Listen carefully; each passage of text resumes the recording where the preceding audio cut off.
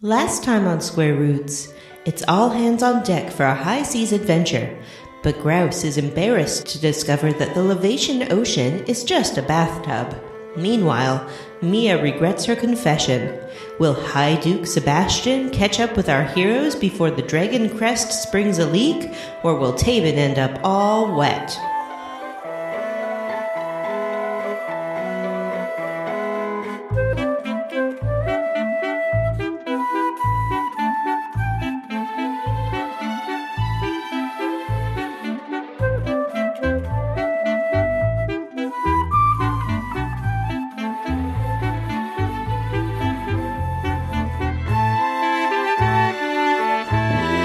Welcome to the Square Roots Podcast. My name is Matthew Van Zant, and I'm joined, as always, by co-host Jonathan Brandon. Comme la vie est laide. All right, somebody wants to sing along in, I don't know, French? Oui. And I was a little tongue-tied on introducing Stan, because I feel like it's just a little, not confusing, just a little different. Been 2 years of it being Jim or Vanessa. Now I got to say Staniel. Mm-hmm. Let me get my mouth working right. How about Stanthony? Stanthony. I like that one. All right. And also joining us, special series guest host, Stanthony Ferguson. Oi, meus amigos. Meu nome é Stanthony.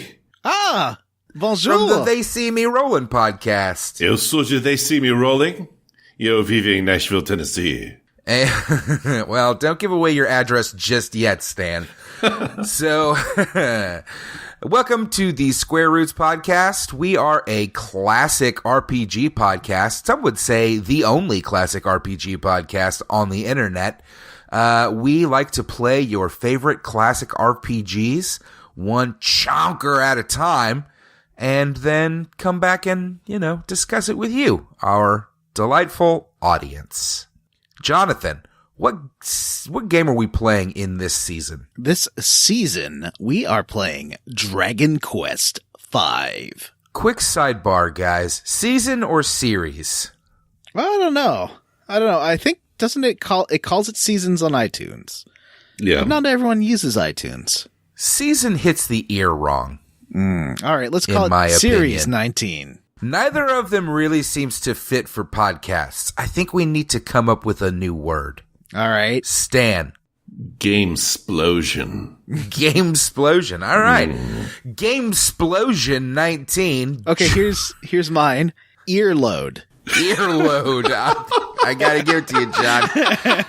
Listeners, this is Earload 19, Dragon Quest V, and the subtitle is something about John's mystic daddy. No, wait. The subtitle is something about a hand of a mystic bride. The hand of the heavenly bride. Thank you, John. Bride. And we're going to find out all about the heavenly bride on this episode. It's right, a guys? wedding! Yay! That's my wedding party music. Gonna get married. Wedding bells, ding dong. Batman smells. I wanna marry you. So who here has been married for realsies? Hand in the air, Matthew. Stanifer? Hand staunchly at my belly. Ooh, mine too. I have not been married. I am insufferable as a human being, and therefore no one would suffer me. So I have never been married. I've just never been asked. Well, have you considered doing the asking? Honestly, no. Ah, well then there you go. Boy, this got too real, too fast. And I'm not currently married, so I don't particularly want to talk about that, John. Jesus Christ. All right, it's the Bachelor Cast. Yeah. Join up, buddies. We're going to be some drinking beers, doing shots. All right. Let's just all hang out and just beef hot farts into our chairs while we rail against the PC gaming culture. Oh, man. Well, we're off to a great start this episode. We kind go ahead and level up. Oh, you want to move into our first segment on the show? I do. I really All do. right. Well, then, John, can you be the first to tell me how you leveled up? Well, sure. There was mystery and intrigue at my house. Mr. Trigue? While I That sounds like a knockoff of a already Z-list DC villain. Mr. While I Trigue. was hard at work at the office, renowned jewel thief Esteban Fox broke into my house, stole my Switch, decided to play a prank and download Monster Boy and Super Smash Bros. Ultimate onto the Switch, charging my credit card, even though I said I was not going to buy any more games this year, and then left it back where he got it, in the dock. Is bonkers. Esteban Fox, I will find you. So, what are you going to do? Well, now that I you have figured these games? Since they're already on my Switch, I might as well play them. Yeah. So, I played some Monster Boy and I played some Smash Brothers Ultimate. You know what you can also do? What? You can report those purchases as fraud and still keep the games. Ooh. Yeah. I'll think about that. Since it wasn't you who purchased them, it was Esteban Fox.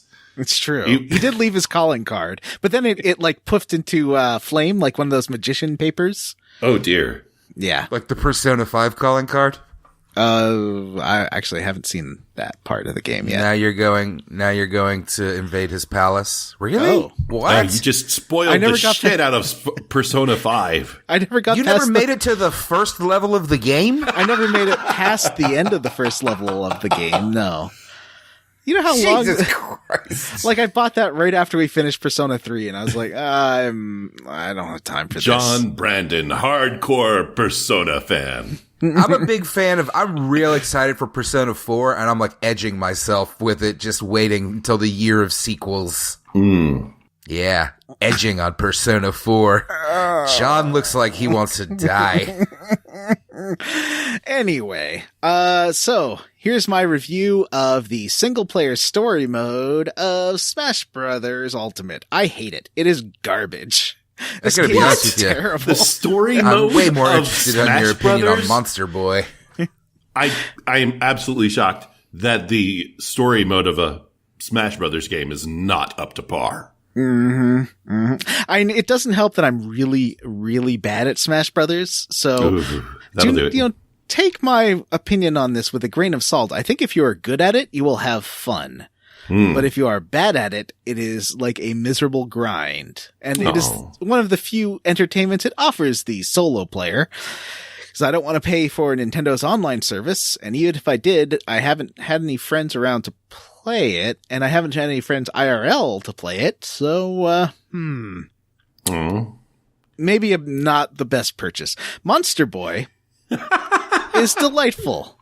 Monster Boy. It has. We had a post in our Facebook group today from somebody that had just finished the game and was raving about how excellent it is. It is very hard. Really? Yeah. Oh, yeah. It is very difficult. But it is gorgeous. I mean, it looks a lot like the Wonder Boy and or the Dragon's Trap. One that came out. God, that was such an amazing game. I want to play 100 more of those. So you're just telling me what I want to hear. I might buy this game right now. Bigger and more complicated, which is good. It's harder for sure. Now, is it harder? How is it harder? What is hard? It really requires a lot of precision, like jumping, Precision platforming. Yeah. Oh, that's my jam. I So- love precision platforming. I can get through the challenges eventually. It just takes me like 5 tries to get through like a tricky part. It is, Is it a Metroidvania? Yes, it is. And it's really gorgeous art. The writing is interesting. It reads like, erotic furry fiction. And I'm not even kidding. I'm fairly sure whoever wrote it is like, okay, I'll just take the sex parts out of my furry story and just put the plot into this game. I like it. So it's kind of like a reverse Twilight. Yeah. And wait, kind of like a reverse 50 Shades of Grey. Well, yeah, more reverse 50 Shades of Grey. Stan, you Twilight. fucking idiot. God, look, you can't expect me to say the things that I'm actually thinking. Words just pop out of this hole. Words pop out wrong. But it is very lovingly animated and super adorable. And it's really cute. Do you ever play that Dust and Elysian Tale? It's a bit like that. Yeah. It's better. I didn't love, that's what I was going to say. I followed that one for a long time. It was in development for a long time and I was really excited, but, it just wasn't great. Yeah. Mm. I also watched, yesterday while I was playing through Dragon Quest V, I watched, one of my DVDs of Night Court Season 2, and I just kind of let that play in the background. There's a really sweet episode where John Larroquette is stuck in an elevator with a guy who hit on him. And for 80s progressive sitcom, this was like, the guy was a human. It wasn't a joke like in Cheers where at the end they kissed Norm. Like it was nothing like that. It was just a really well-written gay character interacting with Dan, who's super homophobic. And it was a really sweet scene, actually. So I think Night Court ages better than you'd think. And I just got to the first John Austen appearance, and he is great. I can't remember. He doesn't say his catchphrase, and I can't remember what his catchphrase was. Video game? More like video same. I think I've seen this trope before. Nobody explain why that's funny. So... John, I actually kind of have some things to say along that same vein. I've been rewatching Community, and some of the earlier season 1 jokes don't hold up super great. Oh. And Jeff's a real dirty piece of shit. Like, I found him a lot more likable back in 2009. 2018 finds Jeff to be kind of gross and Pierce to be just downright awful. Mm-hmm. I do love that show, so I don't know if I could ever come back to it like a baby fresh eyes, but I've seen the first season so many times I can't watch it anymore. Yeah, it's been a couple of years for me, but I'm doing like a solid binge of it now. Anyway, moving on. Anything else that you want to talk about, or do you want to I'll pass it on to you. Pass the baton on to me, Act. That's great. Wonderful. Let's talk more about old television shows that, people haven't watched and haven't been on the air in years. I re-binged the series Happy Endings. Did either of you watch that when it was on? I never heard of it. I saw one episode and it was not for me. What is it about and what was it on? It is just kind of a Friends-style group of friends living in the city show. It's got a lot of the people that left, I think Scrubs moved over to do Happy Endings. It's a wonderful show. It's about, and it's like the first episode was directed by Joe and Anthony Russo, which was really funny. And then they executive produce a good chunk of the series. They're the Marvel guys, right? Yes, they're the ones that just finished directing Infinity War and Endgame. Was it action-packed? No, they started off doing, and they executive produced a lot and directed a bunch of episodes of Community as well. They just started off in television. It's a great show. It's just about a group of friends in the city. It starts off with a girl leaving a guy at the altar, and then they remain friends, and it kind of, you just follow their lives from there. And it's got a great cast, and it's just fucking hilarious. I don't know how to describe it other than it's wonderful and has like the best characters on television ever. Did either of you watch New Girl? No. God. You know what? You guys are impossible. Where are Jim and Vanessa? They watch good shows. I think Stan and I just watch classic sitcoms. No, John, I'm kind of watched. surprised. I feel like, John, you need to give this show a shot because I feel like it's real similar to the other shows that you and I watch, like Community and Brooklyn Nine-Nine, just modern comedies that are real fast and sarcastic. It's got great characters, too. Damon Wayans Jr. plays one of the friends, and his wife is, what is her name? I know it. It is Martha. Eliza Coop, I think. She's been in a few things too, and they are just hilarious and delightful. And I want to be their best friends and leave the real world behind. I want them to be your best friends too. Aww. It's a great show. So if anybody's bored, it's only 3 seasons. It's a great something to watch. Happy endings. Happy endings. It's Catch a wonderful it on show. Hulu. Yeah, catch it on Hulu because it's not on television anymore. Sometimes you still get articles that like tease them or like news things teasing, ooh, maybe somebody's going to pick it back up 5 years later. And just, no, you're not. Stop teasing me. It's terrible. Oh, We're not It's getting not that Party TV, Down it's reboot. Hulu. no, we're never getting that Party Down reboot. Community's never getting its movie. Nope. Which is probably all right, actually. Sometimes you watch these shows and you start to get towards the end of them and you're like, like the last season of Happy Ending doesn't end great. It just kind of ends. And it's not even the last episode. The last few episodes just kind of runs out of steam. Season 5 of Arrested Development definitely shows maybe going back to a good thing isn't always the best thing to do. I thought season 4 did that pretty well. It's like I'm getting ready to watch the Yahoo season of Community, and I know that it's not going to be very good. There's some good I like Paget Brewster, so that kind of saves it for me.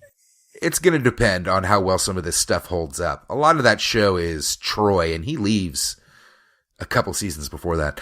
Anyway, I've already talked about it too long, but, TV guys, watch it. Staniel, how did you level up? Well, friends, I saw a movie. Hey, Stan? Yeah? Super Smash Brothers? More like Stanny Smash Mothers. I love MILFs. Oh, shit! Oh, my God! Where are you coming up with these hot takes? My writer's room is hard at work, drip feeding I me just want to jokes. say that I'm stand and wait, profession, turn-based combatant. Love MMA, but hate when both opponents move at once. Try TBC, real one-on-one turn-based combat battles. That's actually a pretty funny idea. All right, folks, I'm sorry. Vanessa's feeding us stupid things to say. Stan, how did you level up? I leveled up by watching a movie called Spider-Man. Too many Spider-Men. And Too many Spider-Men. yes. So many Spider-Men. One many Spider-Men, 2 many Spider-Men, 3 many. Is that how it goes? I can't remember. I don't know. That was a great episode of Kimmy Schmidt, though. It is a great episode. It is a movie actually called Spider-Man Into the Spider-Verse. And it is all about my new favorite character, Miles Morales. Ooh. Yes, he is a Spider-Man. Did you have any familiarity with the character before you went in to the movie? Yeah. I played the new Spider-Man game on PS4. So, Miles Morales is the best thing ever, and so is his dad and his mom and his uncle. And I love this movie, and I cried a lot. Aw. That's I can't exciting. say anything else because I don't want to spoil it for Matthew. Yeah, I will straight up murder you. I'm really excited about God. Like, I got a family appointment. Me, my brother, my kids, my mom, we're all going. Well, let me just say there's a whole lot of Spider-Manning. There is Peter Parkering. There is Nick Caging. And there is even a little bit of John Mulaney. And I fucking love John Mulaney. he is so good as a pig. I'm really excited about it. And I've heard that Nick Cage is amazing as... Nick Cage, every line he says is a big laugh. Well, except for awesome. one, but I can't give that away. Is it a spoiler to ask if Spider's Man is in it? I don't think it would be a spoiler. And no, unfortunately, Spider's Man is not in it. Oh, he's my favorite comic book character. That's a joke you just that made hear it of into a Spider's Man? comic book like a month ago. I know, but it's it's like- amazing. This movie was already done. I bet he's going to come back because I think that was a pretty big hit. Viral meme thing, at least. That criticism, I have one criticism about this movie, and there was too little Lily Tomlin. She should have been the main character. I do love Lily Tomlin. Who did she play? It wouldn't have made sense if she was the main character. She plays Aunt May. Oh. Does she sit on a big chair? No, she never sits. Ever? No, she is not a sitter. She is not one to sit. Not in this movie. Interesting. This Aunt May All fucks. right, well. All right, now you're getting into spoiler territory. If she fucks, I don't want to know about it before I see the movie. She doesn't fuck. It's PG. No, it's fine. You just spoiled that Aunt May fucks in this movie. Great. I am a big fan of Miles Morales. I loved Ultimate Spider-Man. That is what got me back into reading comic books as an adult. You're going to love this movie. You're going to love this movie. You're going to hug this movie. You're going to want to buy it as soon as it comes out on DVD. And you're going to wrap the movie in your arms and hold it close to you as you fall asleep. And Is this going to be one of those things where you are more excited than Connor to go see it? Yeah, absolutely. I don't think he knows it exists, but we're fucking going. We are going. Would Haley go see that? Oh, yeah, for sure. Oh, okay, you should definitely take her. Yeah. Yeah, we're all going. It's a family appointment. I'm not kidding. Well, I don't want anyone to spoil the favorite for me, because we all know our 18th century period piece dramas can be easily spoiled.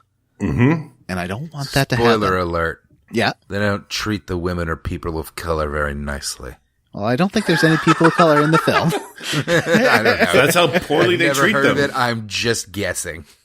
But it has Olivia Colman, who is among my favorite people ever. She was the lady from Broadchurch, if you know what that is. From what I've heard, it's super funny, and it's all about the women, and the men are irrelevant to the plot.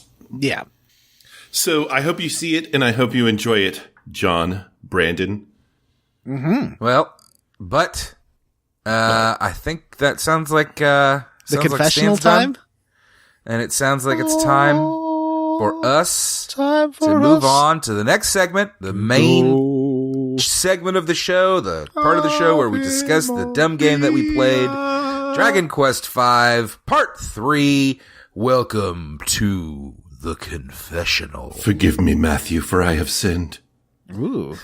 Sexy. We've all got our biblical names. It's been Matthew, 1 week since my last John, confession. Stanathan. Stantonio. Oh.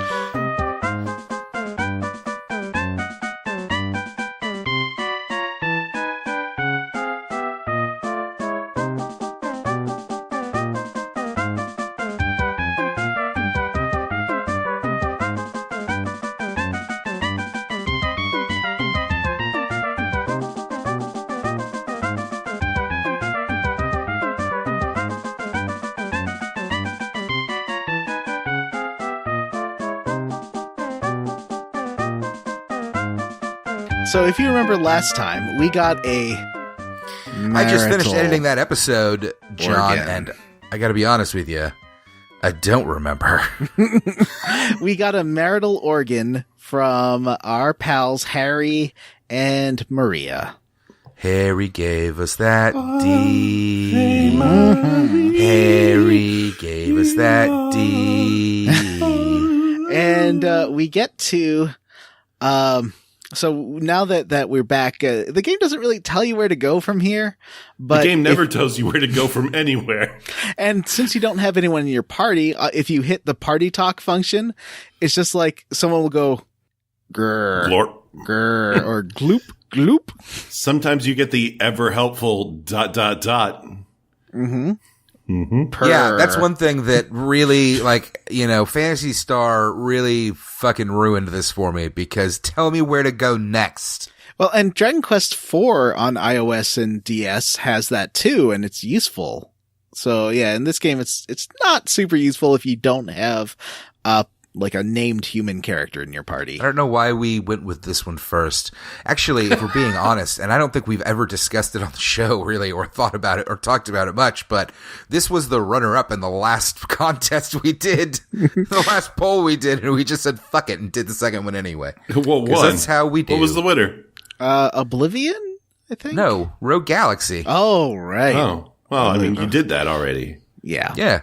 Yeah. Yep. There you go. Kind of like, I feel like maybe it invalidates the polls a little bit because it's like, we'll probably do these games anyway. I mean, we will, but we'll still, at least they got to choose what went first. And I guess maybe the people that chose Dragon Quest in that poll feel validated as well. Yeah. It was pretty close. I think it was like one vote in the end or something. Anyway.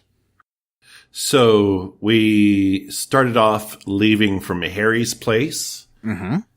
And I went back to Zoomingdale. We went to Zoomingdale.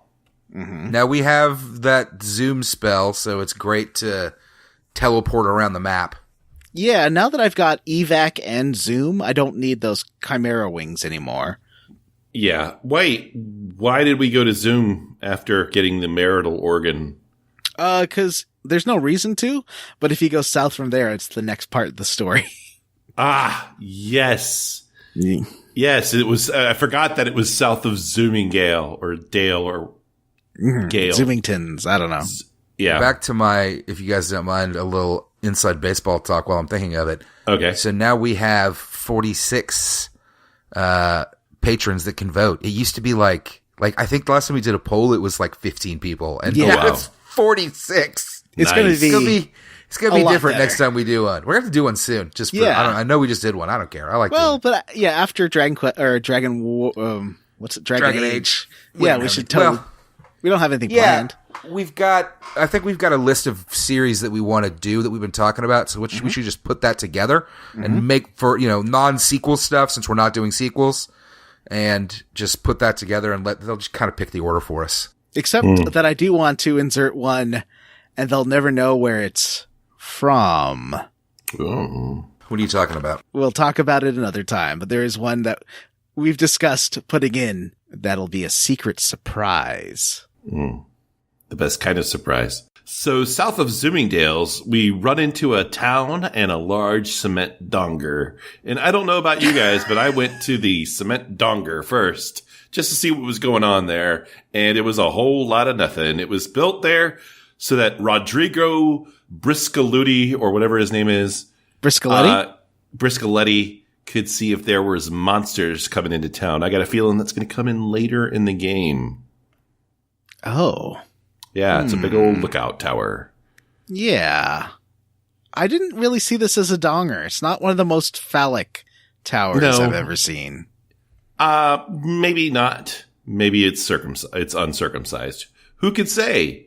Only the people at Square Enix. So next to the cement, maybe it's a donger, maybe it's not. You go into the town, and the first thing that happens is you are accosted by a doggo. A doggo! It says bow, bow, bow, because that's how dogs bark. Now, what was his name-o? It was Bingo. Wait, like B-I-N-G-O? Bingo. Bingo? Yeah, Bingo was his name-o. That was awful. Why did I participate in that? I love you. I'm ashamed of myself. So somebody gonna get married, and everybody in the town wants to tell you all about it. Yeah, the whole town is abuzz because Nira, the daughter of Rodrigo Briscoletti, pizza, God, this is weird. he is auctioning off his daughter. Yeah, he is selling his daughter. And there is a lineup of 3 suitors, and everyone in town is like, who's gonna win the hand of this lady? She's hot stuff. Everybody wants her. And oh yeah, and when you grab her dog, she's like, she like blushing. Thank you, hero, for rescuing my dog. Tee-hee-hee. See, the game thinks that this is going to endear her to me, but the game is wrong, and that is why I might be kicking this girl to the curb. What? Now Spoiler alert, we'll see. This is a girl you met very briefly as a child on the Briscoletti's boat. Back right at the beginning of the game. And People are talking about how Mr. Briscoletti has the Zenithian shield, which is his family shield, and that is something we need for reasons, dad's last wishes kind of thing. We have to find the hero of legend who's definitely not going to be us. The game's pretty clear that we can't use this equipment, Matthew. Mm-hmm. I'm saying maybe it's not us. Mm-hmm. What happens if it's not, Matthew? How would you feel? Mm-hmm. Feel like it's pretty either way. Oh. You've really written yourself into a corner here, Dragon Quest V. I think it would be interesting if the main character was not the great hero. But that's just me. We'll see. Anyway, the shield that you have been tasked by your father to find is only available to whoever marries Neira. That's convenient considering the conversations that we just had with Harry and his new wife and the fact that he gave us a penis. Mm-hmm. A marital organ. A penis. And so I went around the whole town. Everyone's just real into Neira. Everyone thinks that Crispin Burns, which is a ironic name, is definitely going to be the one who marries her because they've been like sweethearts forever, and he will do what he needs. Explain to me why it's an ironic name? I don't get it. You'll find out in about 20 minutes. Oh. When he gets, super burnt. Jesus Christ. I thought maybe it was a pun on something that I just wasn't recognizing. No, it's a pun on that he gets crisp and burnt by the volcano that he is in. So anyway, we gotta go get married to this rich guy's daughter so that we can get this shield. And he says, if you want to marry my daughter, first you gotta get with my friends. Friendship lasts forever. Friendship never ends. If you want to be with my daughter, you have got to give me these 2 rings that are in 2 different dungeons. Here's the story from A to Z. You want to get these rings, you got to go carefully.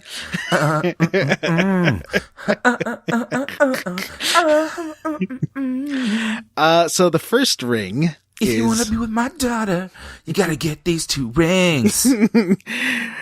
Diamonds last forever.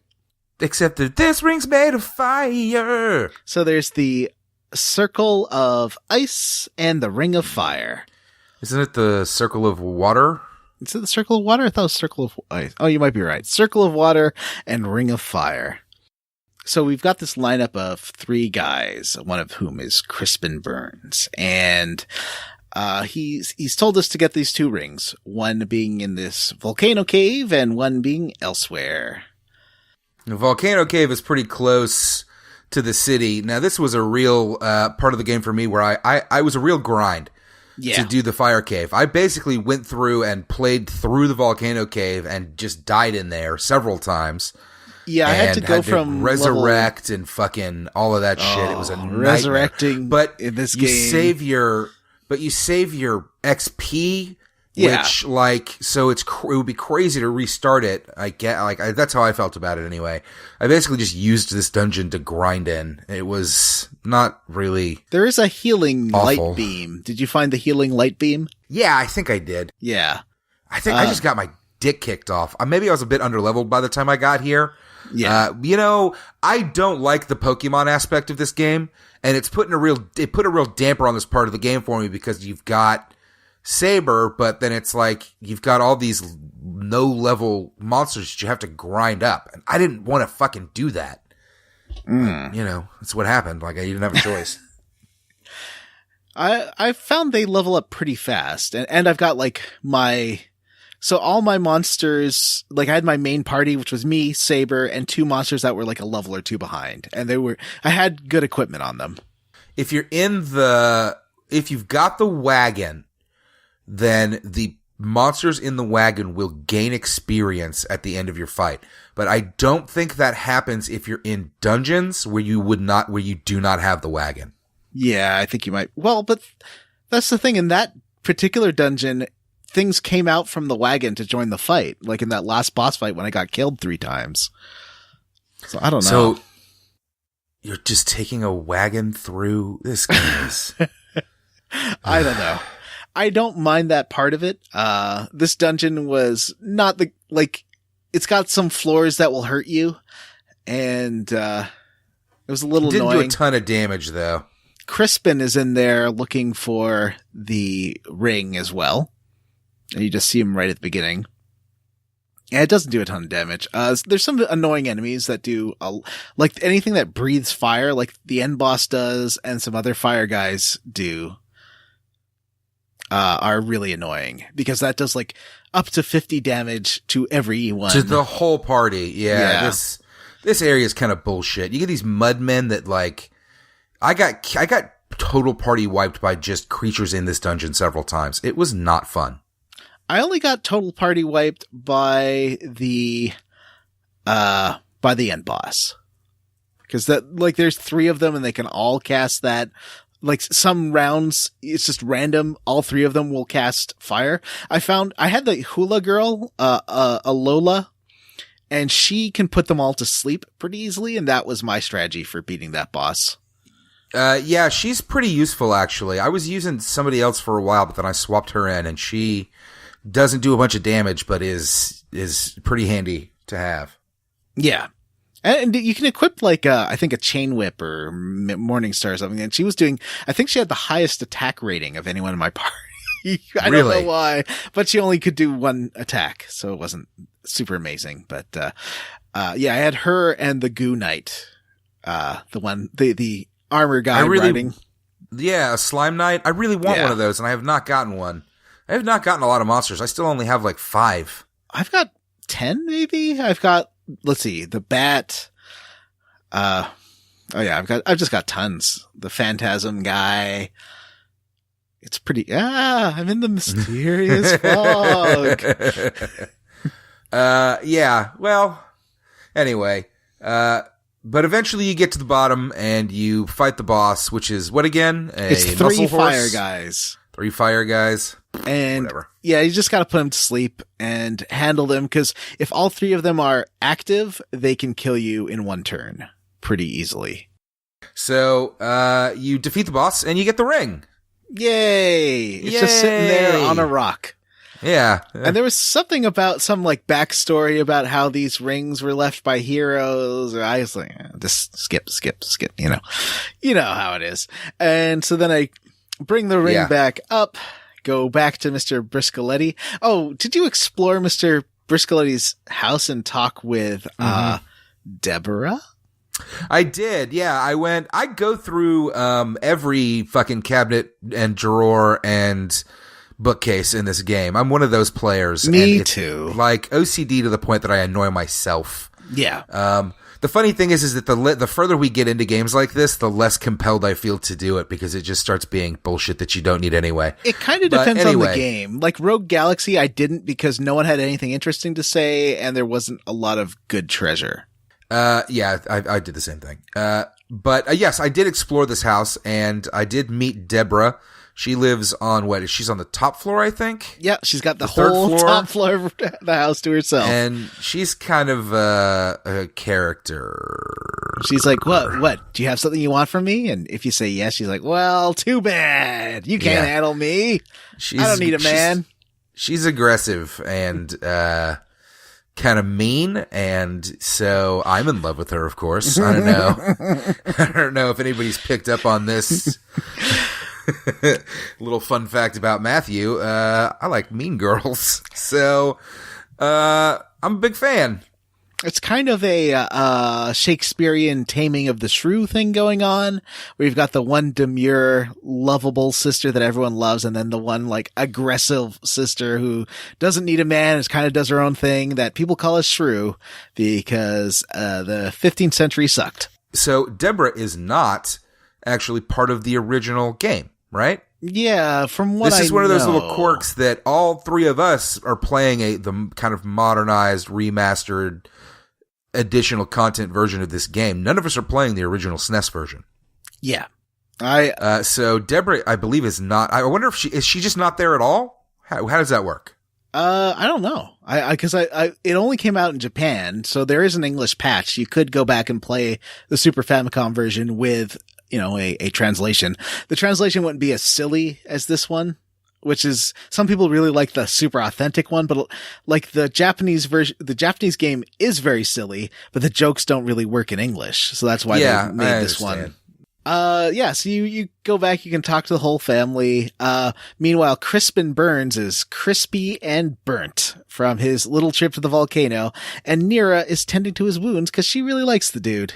Oh, well, it's time for us to break that marriage up.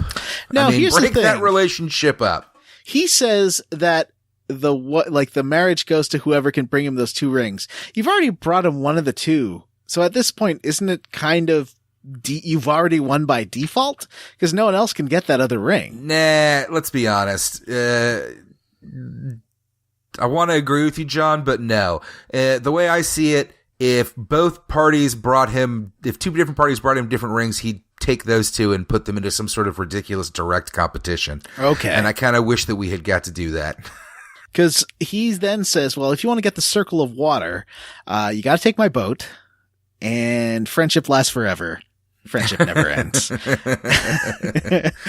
Yep. So we get to do a little bit of sailing, which can't actually go too far. No, because it's a freshwater boat, and it's been like there's rocks and stuff that prevent you from getting out of the lake and rivers that you know.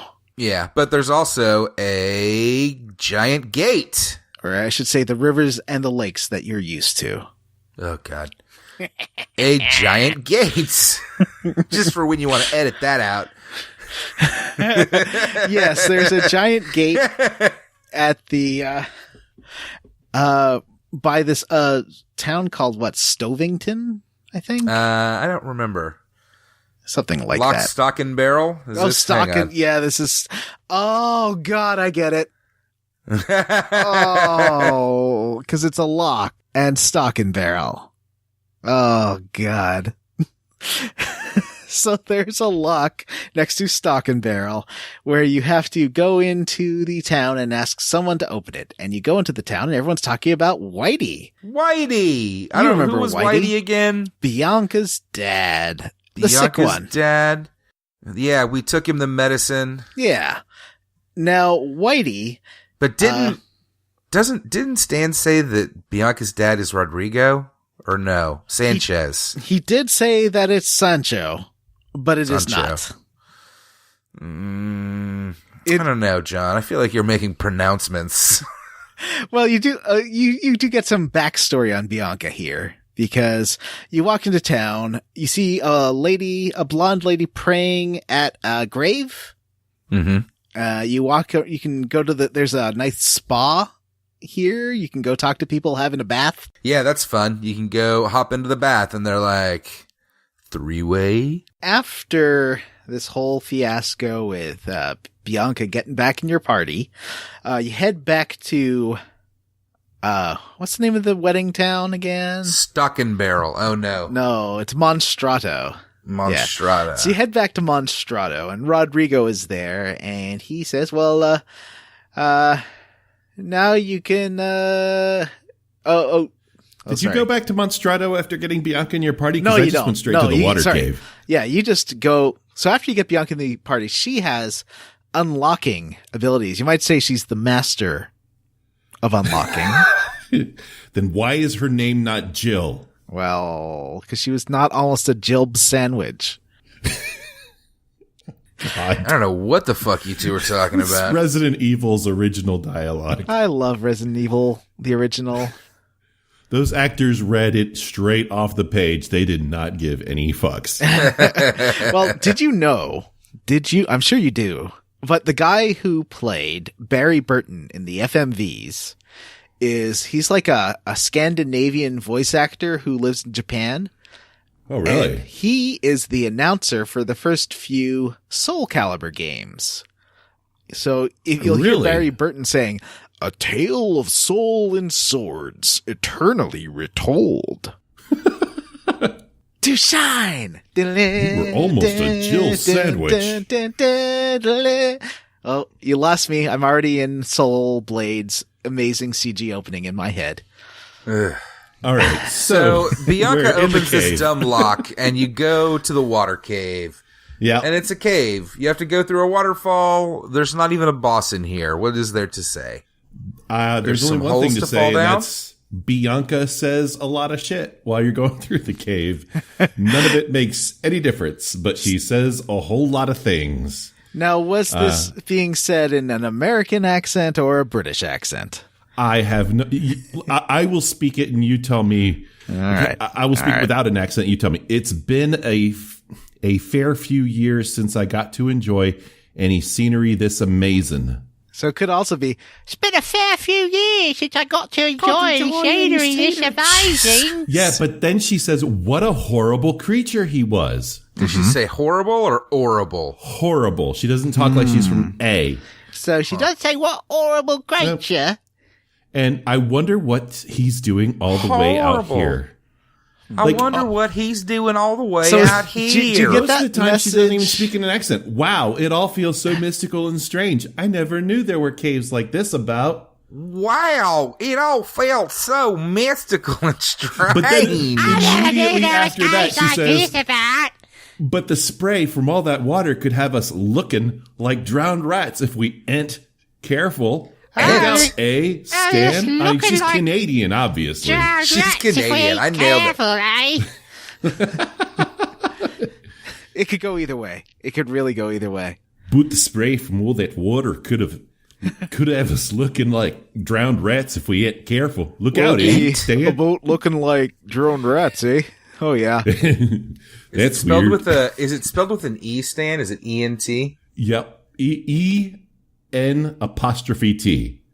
You know, I just think that Doug Ford's a strong leader, eh? He's got the real right vision for the province. And, hey, maybe one day the country. What do you know? $1 beers!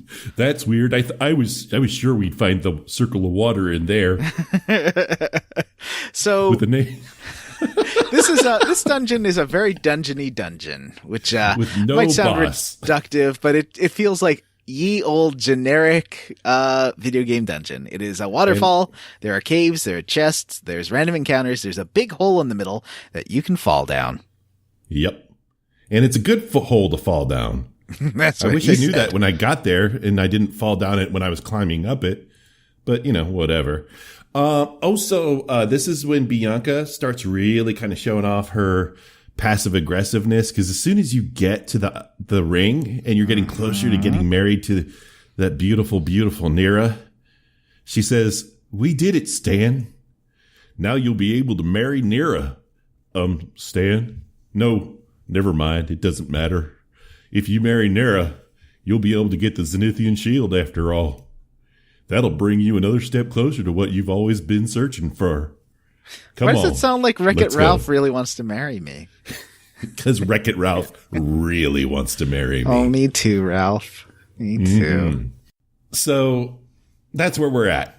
Yeah. So what I did was I went down the gaping hole at the end. So that way I could use my, I don't know, have you guys been abusing That's evac? what he said.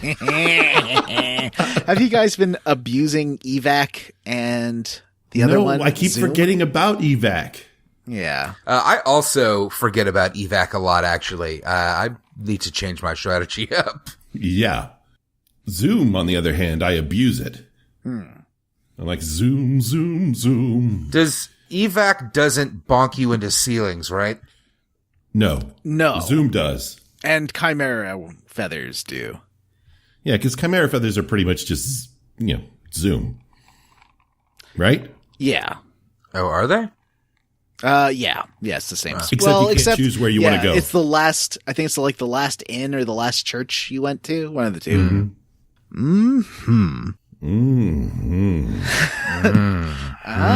So you can try to explore a bit more with this boat, but there's not much to the lake. It's sort of in the middle of where you got the Zoom Bloom, the one that casts doom on tunes.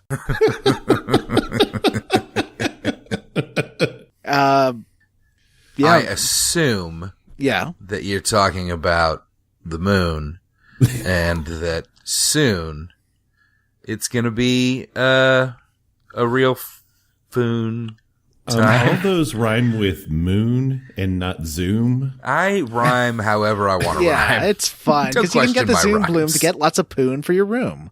You're putting me in a gloom. Anyway, so you head back to I'm gonna eat these shrooms.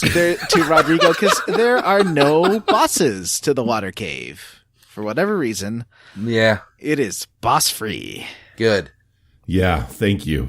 This game's getting long. It's not like the fire cave boss was really amazing. It was 3 farts. Yeah, that was not the greatest boss. It is not like fighting a she gremlin.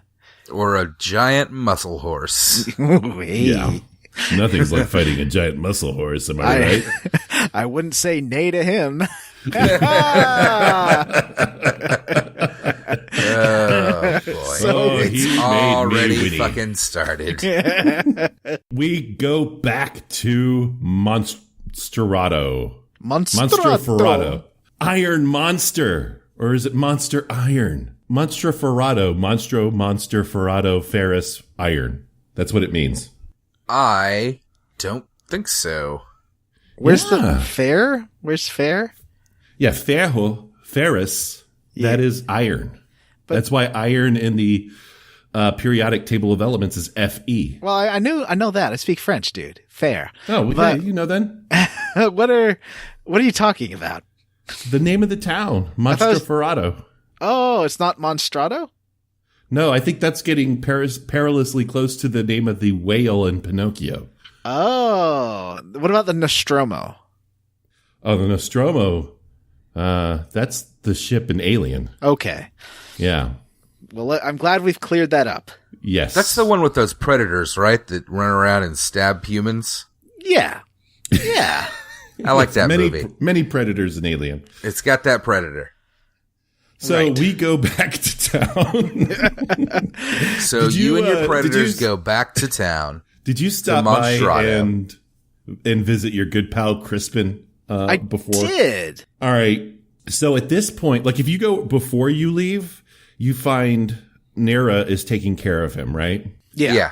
And at that point, you find out that he gets a fever from falling in lava, as one does. And now if you go there, Nera is gone. And Crispin says, Nera, my heart burns for you. It's really romantic. And apparently it gives you gastric problems as well to fall in lava. So safety tip. Yep. If you go near lava, make sure to bring some Tylenol Okay. and some Malox. Do you think his face is all messed up and that's why she No, now it's wants gorgeous. to marry main character? No, his face is beautiful. I'm looking at it right now. Even post burning? It's just lava. It's fantasy lava. We've walked through it and been fine. I loved you like a brother, Crispin. Is that what the Terminator says to the other Terminator as he's falling into the lava? Yes. So Yes. Oh, is this the part where that's when the Terminator says to Crispin, "I know now why you cry." and then Crispin bites off his and then Crispin bites off his finger and falls into the lava with the ring. Right. And yes. And then the Eagles show up and save the day. Yep. And RoboCop wins again. Yeah. That's why Dragon Quest V is my favorite game. It's a total nerdgasm. Boom. Oh, dude. It's like the best Hot Topic t-shirt you've ever seen. Hot because of the lava that I fell into and got gas. Although I would wear that t-shirt, so, Anyway. So you go back and you talk to Daddy Pasta Face, whatever his name is. Rodrigo. And Rodrigo. And he what? Tells you that he's all excited. You give him the What ring. makes you the maestro then? It would seem you stand worthy of my bambina Nera. And you're about. Is this where where Nera interrupts things because she realizes you might have something for Bianca?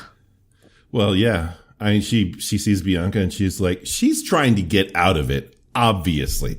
Nera's got a thing for Crispin. She doesn't want to marry me. And I'll get into it later, but I don't want to marry anyone. But yeah. So Bianca gets embarrassed. She's like, anyway, it's been lovely meeting you all, but I think I'll just be heading off now. And that's when Neira stops her, asks her if she has feelings for me. And then Rodrigo's like, no, you need to take a night off and just think about it. Make your choice. Weddings are just that simple. You got 2 women. You make your choice. That's what we all do. He's like, hey, right? Step out the back, Jack. Yeah. Make a new plan. Stan. But he offers to pay for the wedding whether you marry his daughter or not, which is pretty rad. Yeah. That is. No, he's a great dude. He's very insistent that you are marrying someone. Yeah. Oh, yeah. It's either one of those 2. You did bring him the 2 rings to get married to somebody. Like, that was the deal. I was just looking for something to do. Well, you're looking for that shield. To do. You want that shield bad. Yeah, that's what I want, is the shield. And I'm like, yeah, sure, I'll marry Neira if it'll get me the shield. I'm very mercenary. Everyone else wants to get married but me. Marriage is just a transaction. Am I right, guys? But you take Neira up to the top of the tower. You the chance to just stay single and hang out with your monsters. You have the option of, hey, Neira, go look right off the edge of this tower. And she'll be like, oh, I'll do whatever you want and have your babies. And then you hit push Neira off tower. And wow. John wants to murder the child, so John. That's cool. That's horrible. Like, at least Bianca and Deborah seem like adults. Neira seems like a kid. The only games that I've played where it really shows why I'm single are Fable and Dragon Age 2, where you can murder your loved ones. Really? Not Grand Theft Auto? You can't really murder your loved ones in that one. It's because you never get any. It's true. Rockstar games are the best. So edgy, right, guys? Oh, wow. So Bianca stays that gay guy. Oh, women. What? No. Women are gross. That's right. Anyway. Right. Can't get into relationships, right, guys? So Bianca stays at the villa and you stay at the inn. Oh, yeah, they put you to bed. I love it when video games put me to bed. Yeah. But they don't tuck me in and they don't sing to me. So fuck you, Dragon Quest V. We wake up in the middle of the night, consequently. Everyone thinks it's because I'm worried about getting married, but it's because they didn't tuck me in. You know, Stan, the problem with everyone's sleep in Dragon Quest is they don't have ASMR videos to help them tuck in and get some personal attention as you fall asleep. Will you record some ASMR videos to put me to sleep? Sure. I was thinking about doing a series of ASMR videos where I've got the fake orc teeth in and it's like orc ASMR. Oh, no, I want you to record it to me. Right now? And just anytime and just send it to me. And I want to go to sleep with John. Right now. With John going, oh, Stan, it's time to go to bed. I'm just going to. It's going to put this blanket over you and do you want some water? I've got some water in this glass. Let me just tap this glass with my nails. Here we are. Hush, little baby, don't say a word. See, right there, you would be treating me better than Dragon Quest V has treated me. And if that mockingbird don't sing, all right, we're done. Daddy's gonna buy you a diamond. I'm getting creeped out more and more since Stan joined this podcast, and I don't know why. Daddy's gonna buy you a looking glass. That's a weird song. And if that looking glass gets at least it's public domain. Daddy's gonna buy you a Billy Goat. So you wake up in the middle of the night, and you can walk around the whole town, and everybody has got opinions about who you should or should not marry. My favorite opinion is the shitty bartender. Because he says this. It's great. That Bianca girl you brought with you here, she's a fine specimen, she is. If you don't pick her, point her in my direction, would you? She could have a job here any day. Of course, Deborah's a stunner, too. But if I were to put her behind the bar, the punters would be so stunned, they'd all go home. But the most important person to visit during that nighttime talk is Bianca, who, as we stated earlier, is staying at the villa. And, she mentions that things have gone a bit squiffy. You get a little bit more of that passive aggressiveness where she's like, I know. Let's talk about what you would describe as passive aggressive, Stanfany. I will read it word for passive aggressive word. I detect no passive aggressive-ness. Well, I detect psychosis. Let's give her a chance to talk. In the name of it's you, Stan. Name of things one have gone Staniel. a bit squiffy, ain't they? But don't you worry. Ain't they? Anyone can see you'd be crazy not to marry Nira. I'll be fine. It's not like I haven't been on my own up until now, is it? Well, now, you better get some sleep. You must be tired. I'm going to stay here for a little while longer and enjoy the evening breeze. I just can't sleep myself. See, that's total English. This is Cockney. I don't know what it is. But the me's make me agree with you. You hear a bunch of me's in American Southern English. So my point, though, as far as she's concerned, is she's doing exactly what I would be doing if someone I knew that was getting married to someone and I wanted them to stay with me. God, you're a catty little motherfucker, aren't you, Stan? I am a passive-aggressive monster. Well, I think she doesn't want to interrupt you, but she also maybe kind of does want you to know she likes you. I don't think this is passive-aggressive. She's not... Aggressive-aggressive would be like, Stan, don't you really want to marry me? We will see aggressive in just a minute. We don't. So basically, Stan's problem is that she's a real nag. No, am I right, guys? She's ladies and gentlemen, welcome to the all-male Square Roots. We don't like women anymore. I'm just saying, if she wants to marry me, she should just say so. But sometimes it's hard to admit. I feel sorry. I've been in her situation. Especially since so far she's the only one in this game who wants to marry me. It's not like Nira wants to, and it's not like I want to marry Nira. So is she the last one that you talk to, Staniel, or is there something else before you go back to bed? No, you can talk to a lot of people, but they're not worth discussing. So Jesus, you go back Stan, so judgmental on all of these people. Well, I mean, they don't add anything. They're living, breathing human beings, Stan. All they say is, wow, you got a tough decision to make, huh? Like, no, because we've already decided who we're going to marry before we got there. And, you had already married the best one, so jerk. It's true. So you go back to bed and wake up in the morning, and it's time to go make your pick. And this is when the best thing that's happened in this game happens? Yes. That's happened so far happens? Yes. You get your two girls lined up in front of you, and Rodrigo Spaghetti tells you that you have to pick one. And then somebody comes crashing down the stairs in a ball of long legs and disheveled hair. A big blood red bow.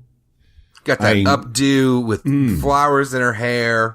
She's barely got a shirt on. I'm a big fan. And she Deborah does not give a is what I'm trying to say.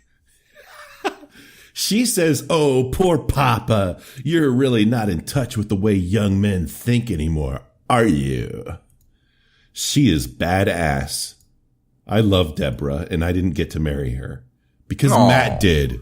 Yeah. But she's the only real choice. I mean, she's funny. She's a strong warrior. She is interesting. She has her own drives and motivations. She's a brunette. Yeah. I mean, if I were to describe Deborah in one word, it would be Vanessa. It's DLC? It's Vanessa. No. It's like a digi Vanessa. I don't see it. Looks like Vanessa, sounds like Vanessa, steals Vanessa's dating tricks, apparently. So, no. I didn't originally choose any of them. I chose Rodrigo. Oh, man. Of the people on this podcast to choose the big, bearded, fat man, it should have been me, and I forgot that was an option. And I am very sorry to all my fans. I didn't even consider it as an option, so clearly I'm like a monster. Well, I'll tell you, it doesn't matter because you tell him, and his response is, "Hot panini. You have feelings for me, Stan? Can you Italian that up by about 25%? 90%. Yeah, let's go. Okay, 90. You have a feelings for me, Stan. Remember, this guy's name is Rodrigo Spaghetti Face. But here's the tragedy. Is when you tell him and he recognizes the fact that you have feelings for him. Yeah. He says, I like you too, but Italian it up. No. That's not an option. You will I like reconsider. you too. I like you too, but no. That's not an option. It's not an option. It's a prosciutto. Go to the strip club. I'm turning into Sopranos. Gabagoo. Kill your nephew. No, the funny thing is about the way he talks, nothing about it screams Italian stereotype, except that he just randomly says food, Italian words, but mostly food, like hot panini. He's amazing, and I do like that it acknowledges he has feelings for you too, but he is married. I love it. But ultimately, you can't have him. So Matthew, we know, chose Deborah. I did. I obviously chose the meanest girl there because that is super hot. Yeah, agreed. John, who did you choose? You know what I realized? What? This game was sung about by chanteur extraordinaire Beck. Because he says, I want to get with you, with you, and your sister. I think her name's Deborah. Oh, shit. So he didn't like Bianca at all. No, he wanted to get with Nira and Deborah. So I went with Nira because I was like, well, I've got the last choice available. So you were doing the whole Alexander Hamilton thing where you went with the younger sister, but you were really into the older sister? Yeah, I chose Deborah and Stan chose Bianca. Stan, why did you choose Bianca? I chose Bianca because she's the worst. Well, she, like I said before, she was the only one who wanted to marry me, with the exception of Deborah, but you chose her. And Nira obviously was in love with Crispin, and who am I to take away from his feverish, gassy heart? I wanted Crispin and Nira to be happy, and I had to make a choice. So I chose Bianca, and when I did, she said something that was utterly inscrutable. She says, yes, so you don't think I'm a lady then? But you still want to marry me instead of her? Are you sure about that? What? Yeah, I'll say it again without the stupid voice. Yes, so you don't think I'm a lady then? But you still want to marry me instead of her? Are you sure about that? I can't figure out what that means. I said yes, and then she responds with, I don't know what to say, Stan. And she got really happy that we'd be traveling together again, because that's all she really wanted, was just to hang out with me. Yeah, I couldn't listen to that accent for the rest of this game. I would fucking smash my head into the wall. Deborah doesn't have an accent, right? She just talks like a regular Midwesterner, right? Like a mean lady. Her accent's all in her attitude, and it's wonderful. I don't think Nira has an accent either, does she? No, she's not. I guess not, because she's rich. Anyway, Rodrigo is totally cool with it, and he's like, after all, if he'd chosen Nira, Deborah would have been mortified. And then when you leave, he says something really fucked up.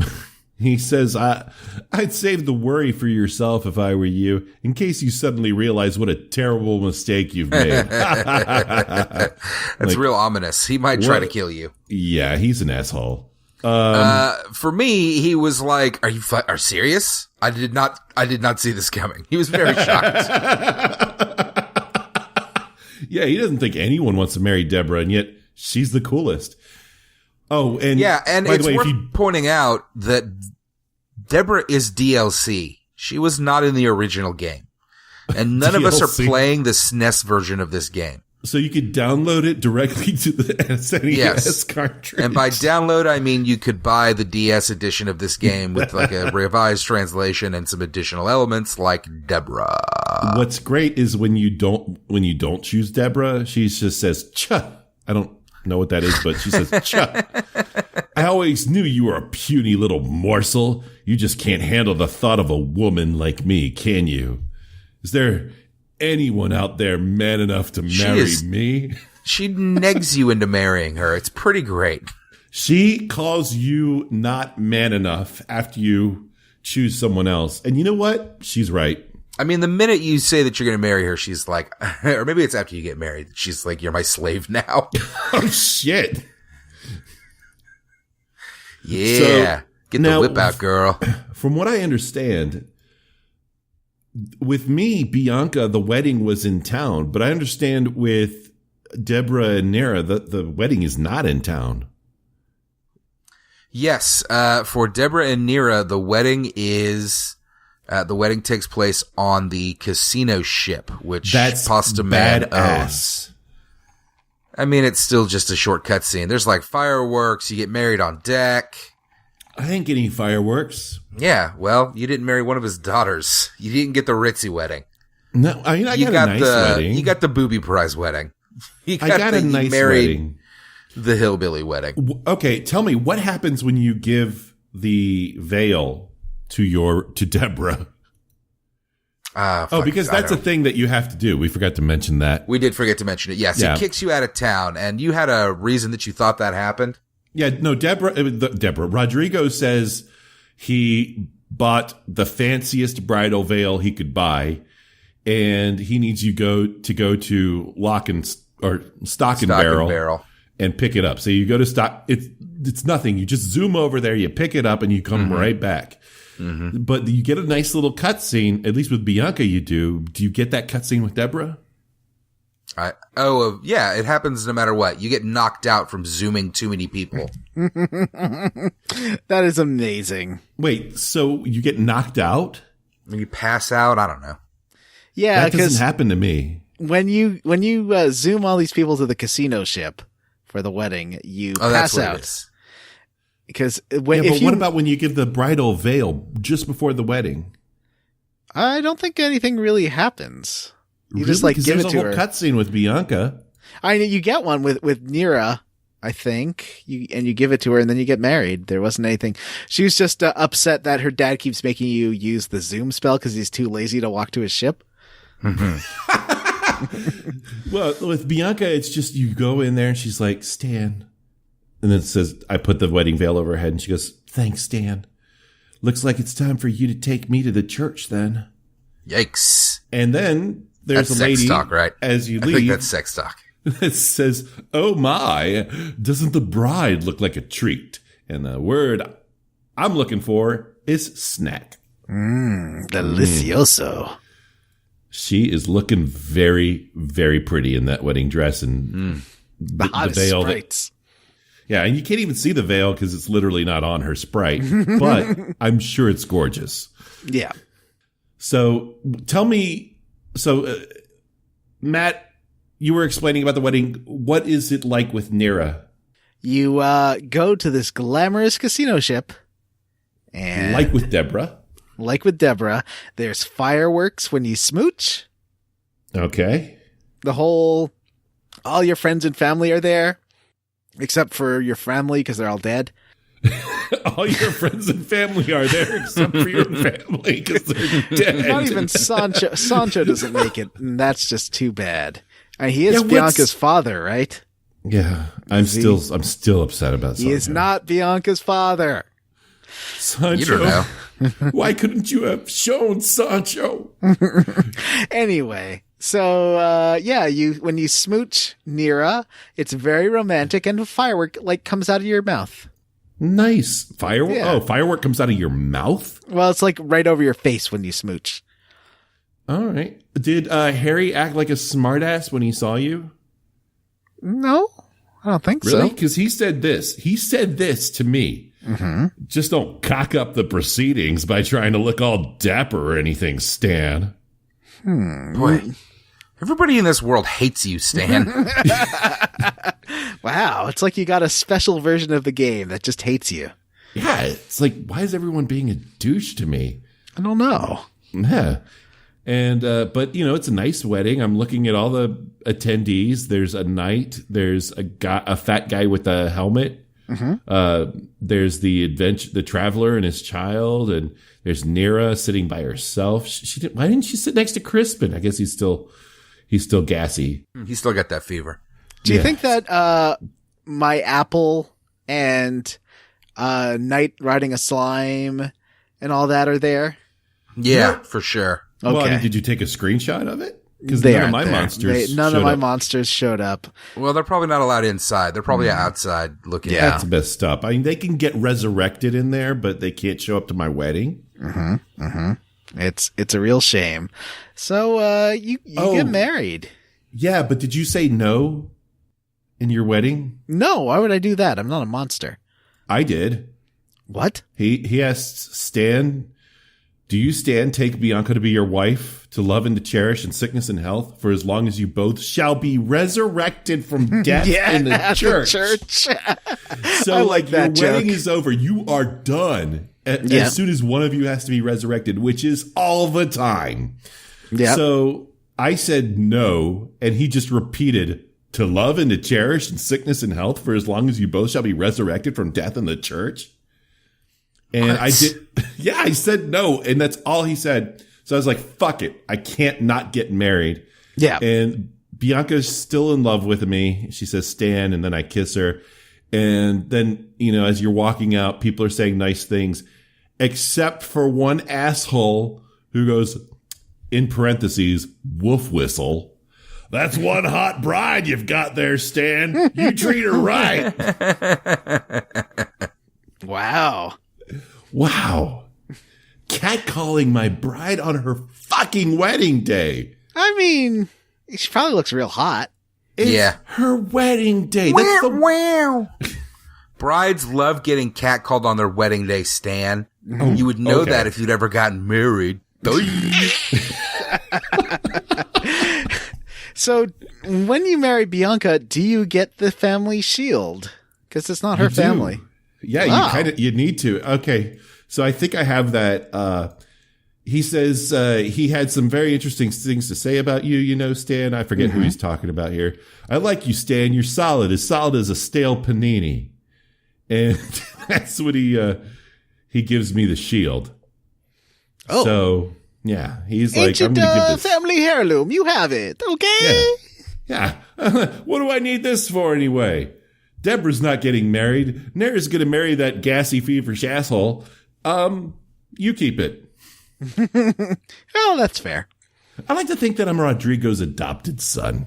So pretty much. When I talked to Deborah, she said, now that you are my brother-in-law, you're my slave, right? Yes or no? And I was like, sure. I like you, Deborah. It's fine. Maybe we could have a little side thing, a little secret just between us. Oh boy. Stay away from my wife. So what about you there, Matt? What does Deborah like chill out or calm down a bit now that she says married? She tells you the same thing. She's like, you're my slave now, and you're just like, cool. You're like, yeah, I am. Get out the whip, girl. Let's do this. Can I call you mommy? I misunderstood. Did Nira say that you are her slave too? No, Deborah says it when you're her brother-in-law. Oh. Yeah. Oh.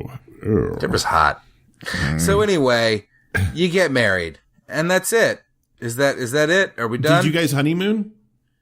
No, we're stopping at we're stopping here. This is a good spot. This is where we stop. We'll honeymoon next time. Well, did they even offer it to you? Oh, I don't think so. I don't know. Because you were already on the boat. For me, it was like, maybe they tell you can stay as long as you want. Yeah, he was like, no, you can go to my boat if you head east and stay there for free. So that's when I finally got to see the boat. Oh, you got to have a honeymoon on a casino ship. A honeymoon in Vegas. Oh. Yeah, we can talk about John. Well, let's get on to it, actually. That's it for this week. Where are we playing to next week? So next time on Square Roots, we will play until a time skip.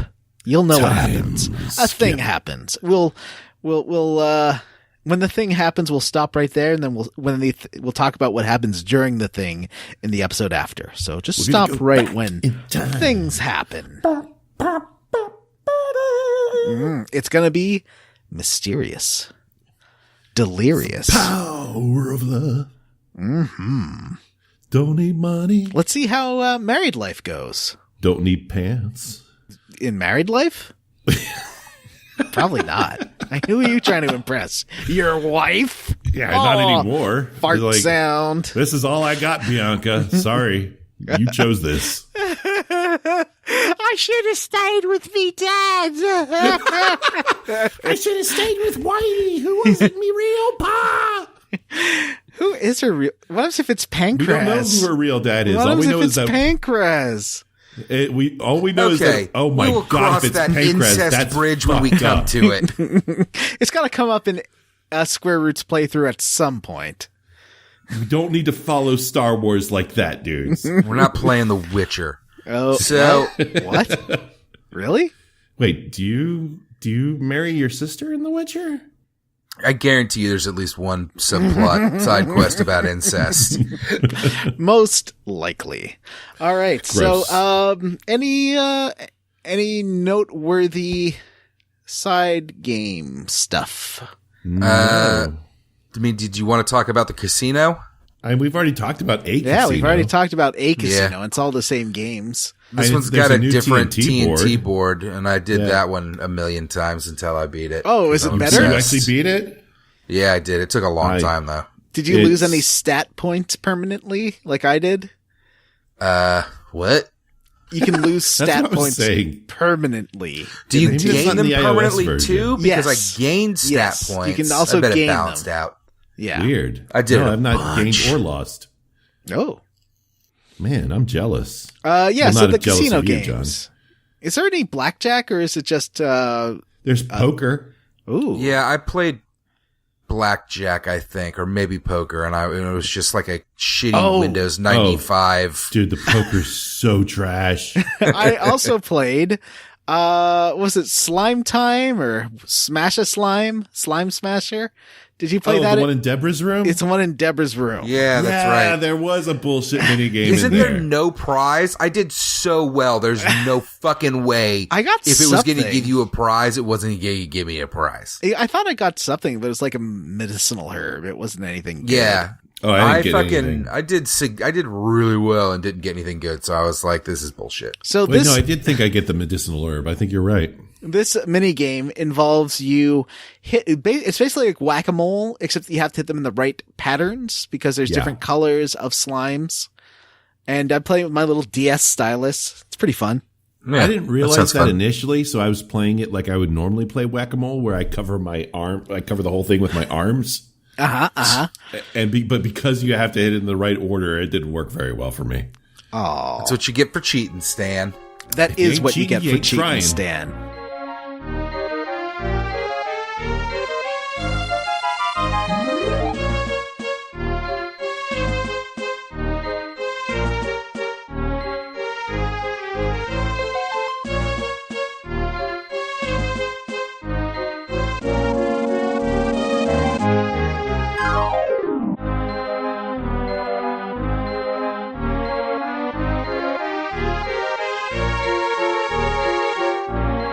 All right, well, if that's it for bullshit minigames, let's move on to the next segment where we talk about what we are squarely against. And I'm going to start us off, and I'm going to reverse-y and say I'm not squarely against it. I'm roundly for Deborah. She's great, and I'm excited to play more of this game and, spend more time with Deborah because apparently she's hilarious and an awesome fighter.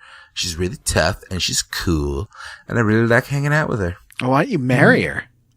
Yeah, I am did. so happy for the two of you. So happy. So for what the about two you, of you? D'Anthony? What are you squarely against? I am squarely against not being able to marry Rodrigo. I think it's a tragedy. I think it's sad, and I don't think there's anything in this game to explain why. There hasn't been any. He's married. Is he? Where's his wife? Oh wait, She's like right there. She's there the whole time. Okay, fine. All right. Totally fucking. But it's obvious She's got he loves guts, me. son. He keeps telling me that he'll leave her and come to me. No, It that's never not what happens. he says. It's not always gonna- He is a some man reason. of honor. It's He not would not gonna do that happen. to his family. He'll take a little on the side, a little bruschetta with your panini, but I will not be his side piece. but you are, Stan. You are in that chair. Don't want to be. He loves. All right, John, what about you? What are you squarely against? I am squarely against myself for forgetting to try to romance Rodrigo. Yeah, I can see that. I'm I squarely feel- against you as well. That's very disappointing. Come on, John. Get your head in the game. If you know what I mean. All right. That's it for the Squarely Against segment. We have a letters that we're going to read. You All want to right. volunteer? I'll do it. Okay, great. You do it. Do it, John. Do it. All right. Do it. Let's see. What Suck it. what of my Do it. amazing impression should I read this in? Newfie. Oh, they don't like being called that. A Newfoundlander. I can't really do that.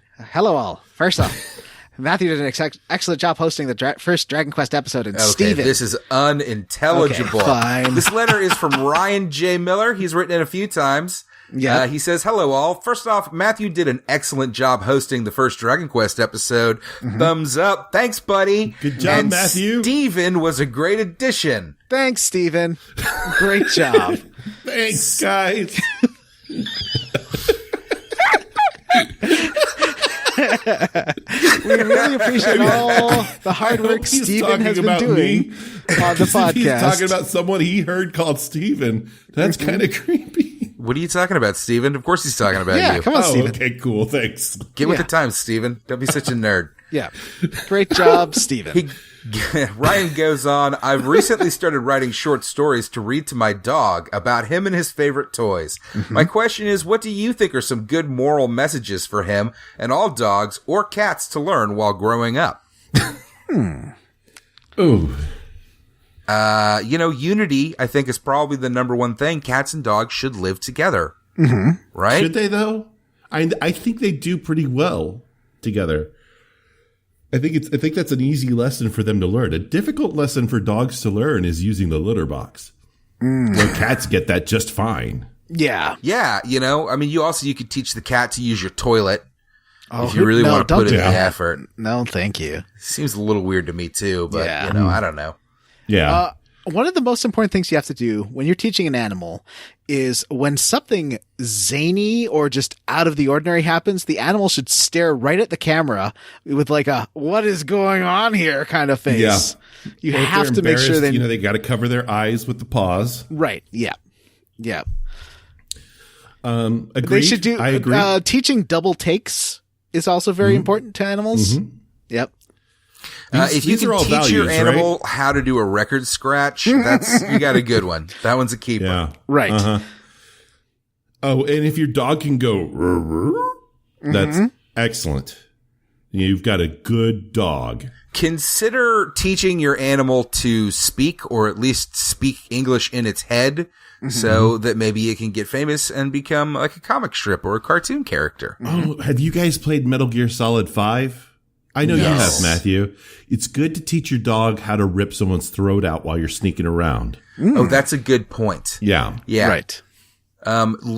Definitely learn, teach your cat to be able to tell the difference instinctively, using, ESP, who your enemies are, so that you always know, somebody's true intentions. Yes. Now, when you're training your human pup, I find that you want them to not get too talkbacky at you. They should be obedient. They should talk only when spoken to. But be sure to get them a leash that they like. Yeah, and a collar that really matches their personality. That's a good lesson I think we could all learn, is to just only speak when spoken to. John. No one speaks ever. Steven. Anyway, Ryan, thank you for writing in. We appreciate it. And listeners, Thank you, Ryan. Write in anytime you want. It's squarerootspodcast@gmail.com, and we'll talk about that more in a moment.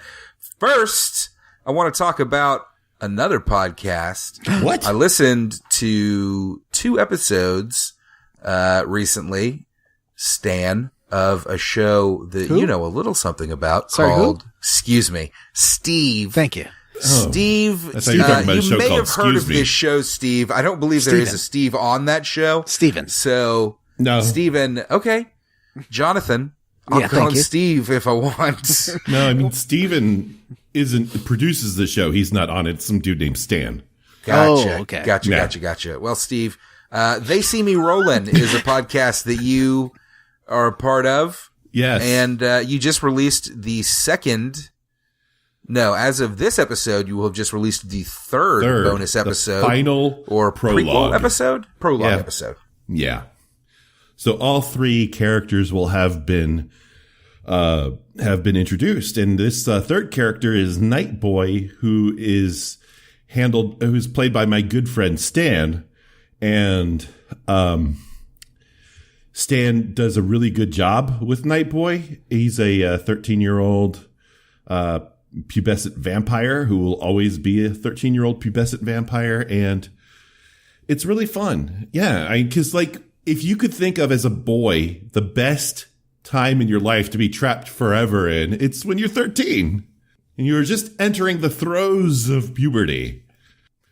So that's what that episode will be about. And then the week after that, when we come out with this next episode of Square Roots, our whole new campaign our first full campaign episode will be released with all three characters, and it'll be a good time. Everyone will like it because it's perfect. And Hayden is just a really good GM using this masks game.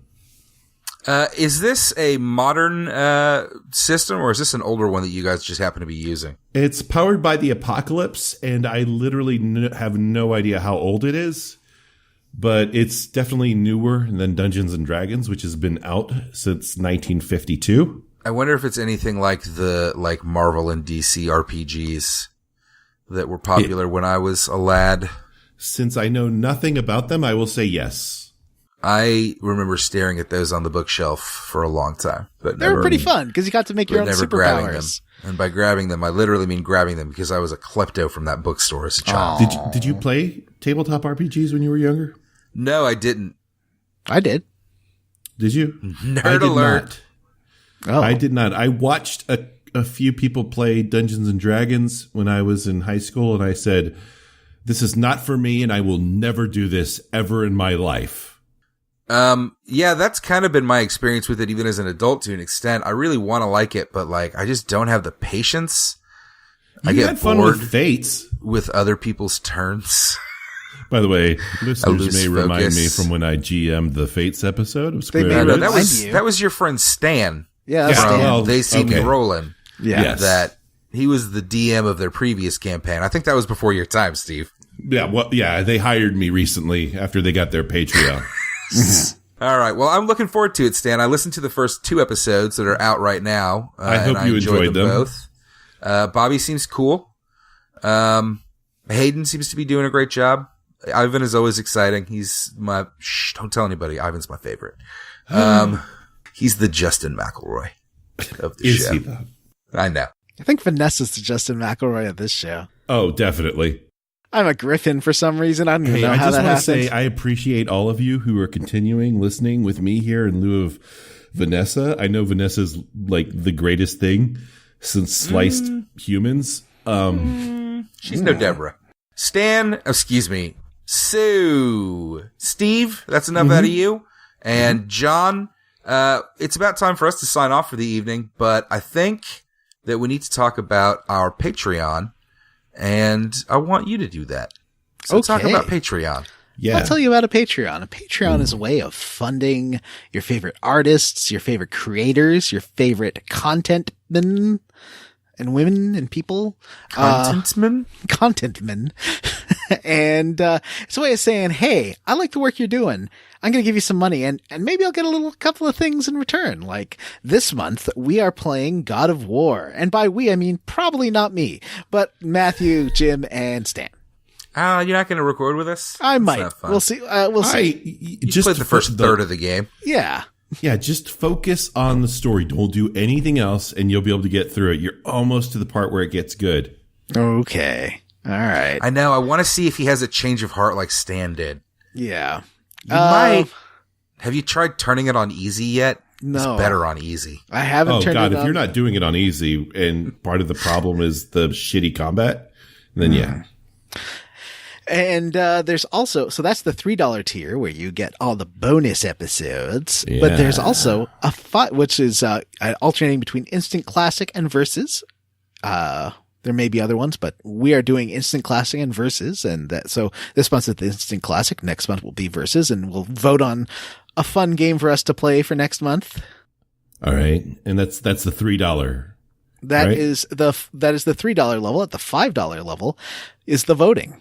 This is when it gets good. Due to some recent changes to our Patreon structure, our voting numbers have gone up significantly, and I'm really Yeah. excited to do a vote now because there's going to be a lot more people. Yeah. It has tripled the amount of voters. So It's going to be real fun. I expect lobbying. There will be factions. Yes. Divide I along agree with party all lines. of this. Look, I want to As say, long as everybody's a nice patron- about it. As a patron myself at the $5 level, Steve, I've never seen your name on the patron list that we're I about am to read. Vanessa's mom. I love this show. And I think I wish it's the Vanessa best were here to refute that, but she's not. So I can't. $5 a month that Sorry. I give. It's great content. It's a great value. I love these people. I may be a guest on their show right now, but I'll probably be kicked off after Dragon Quest V because they'll get Vanessa back and she's super cool. But I'll still keep But giving he'll be them around. my $5. He'll be here. Vanessa's back. I'll be giving my $5 anyway because they deserve it. And darn it, you should be giving them your money too. Unless you can't afford it. In which Yeah, case, nah, it's just not a big deal. yeah, it's not a big deal. Tell your friends. That's Yeah. just as good, really. And also, And thank you for saying that, Stan. yeah, It's my I pleasure. appreciate that. So also our Patreons include some awesome people.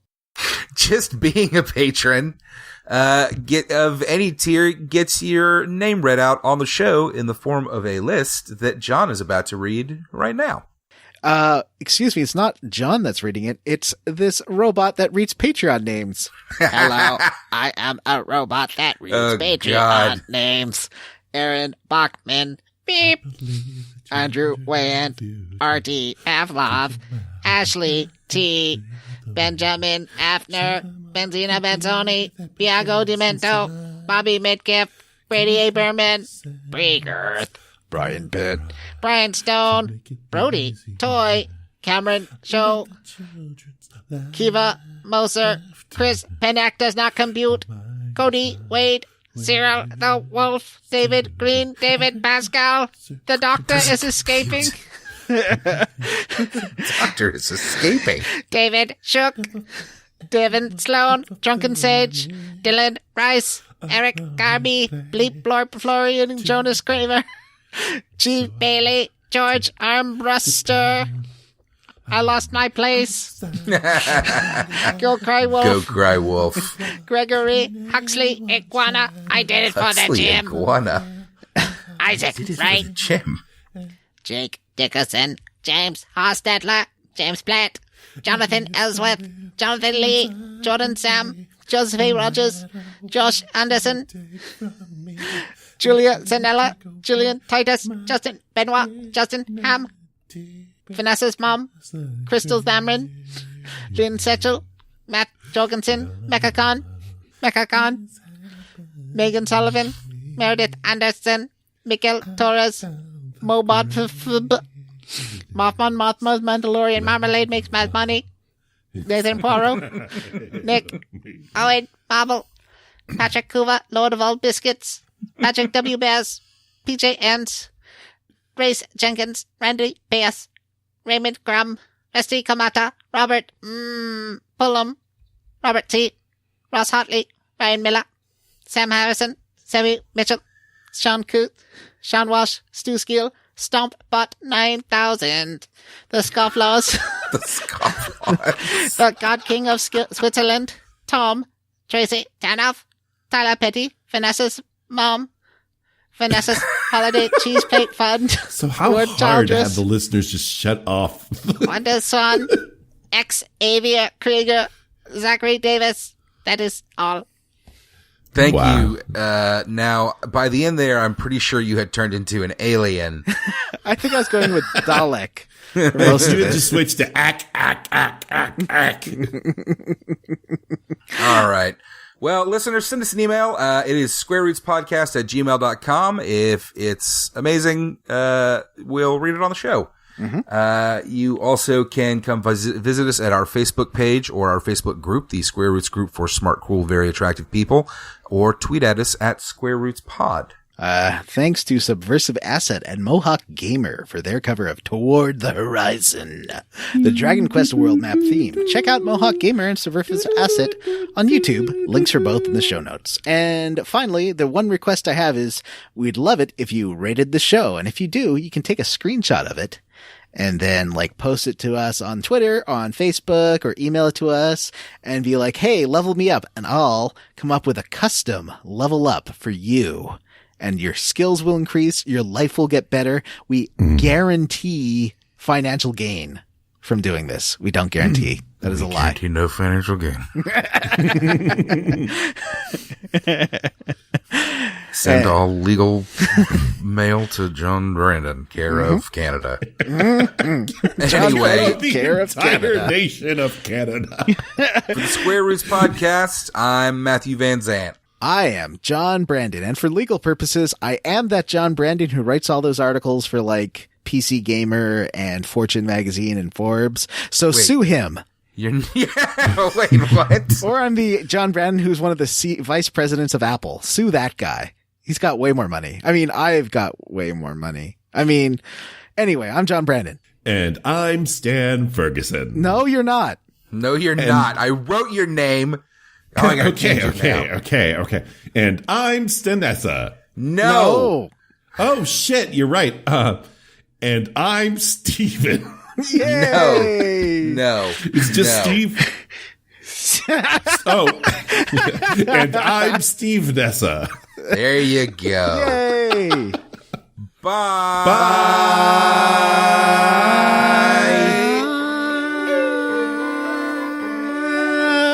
Domo arigato, Mr. Roboto. Domo. Domo.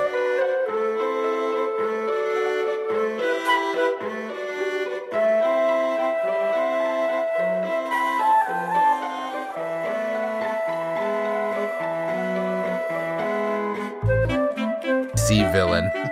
Mr. While I was Tree. hard at work at the office, someone must. Oh, I- where's I- Oh, what? I'll be right back. All right. Pizzas. But I have a story to tell.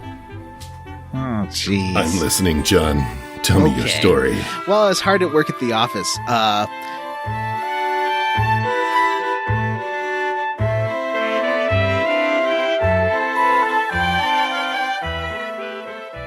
All right. Well, John, why don't you kick us off? Where did we leave off last time, since the last time ons have been secret gibberish for the last 3 episodes?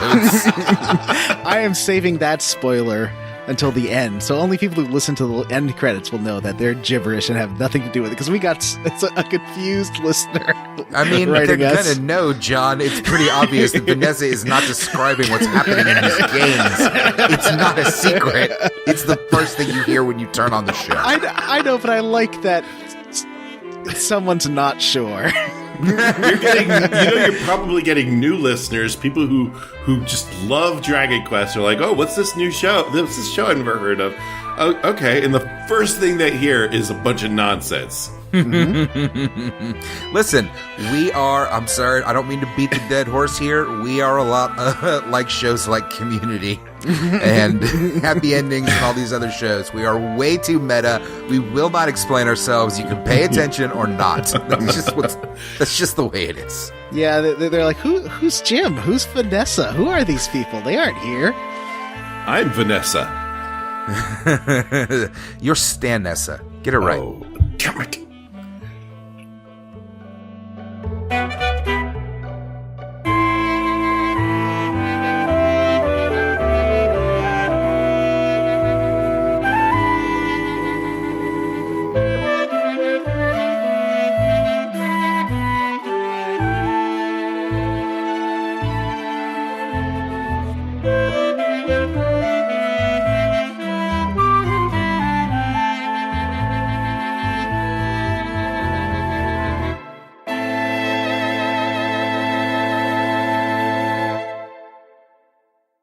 listeners. Vanessa here. This holiday season, please remember, when people don't believe in Santa Claus, he turns into a frostgigus and tries to kill you. So, whether you celebrate Christmas or not, avoid the frostgigus. He'll kill you.